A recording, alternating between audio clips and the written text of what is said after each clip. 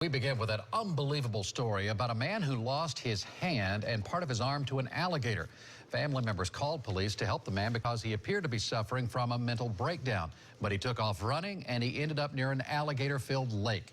News Channel 8's Jeff Patterson joins us now live from where all of this happened. And Jeff, it's my understanding you actually have signs out there warning about alligators in this area.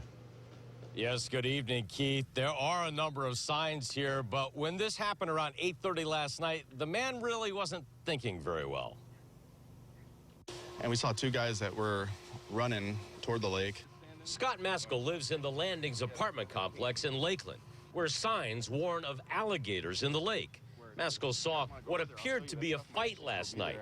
Police arrived, then he saw a man laying on the ground next to the water. I guess he tried to walk through the lake to get away from the cops, and then that's when the gator must have gotten him and just clean took his hand right off, and the cops were all looking for the gator. The victim is Mike Taylor's brother-in-law. Family members tell us the victim suffers from PTSD because he was the victim of a crime years ago.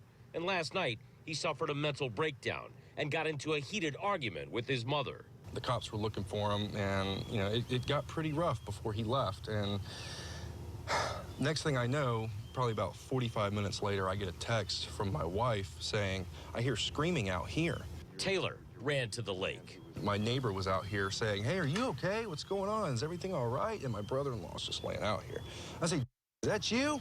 And he goes, "Yeah." I said, "Are you okay?" He goes, "A gator got me." Taylor couldn't believe what he saw next. I said, "What's wrong, man?" And he says, my hand hurts. I said, "Which hand is it?" And he lifts it up, and there's no hand there at all. Taylor tried to remain calm and used his shirt to stop the bleeding. And I just applied pressure, and I held his head up. I talked him through it, and I was like, "Do you need to stay with me?" Yeah, it is important to note here that the victim is not charged with the crime. Police were here to get him some mental health help, and the family credits the police and EMTs with saving the man's life.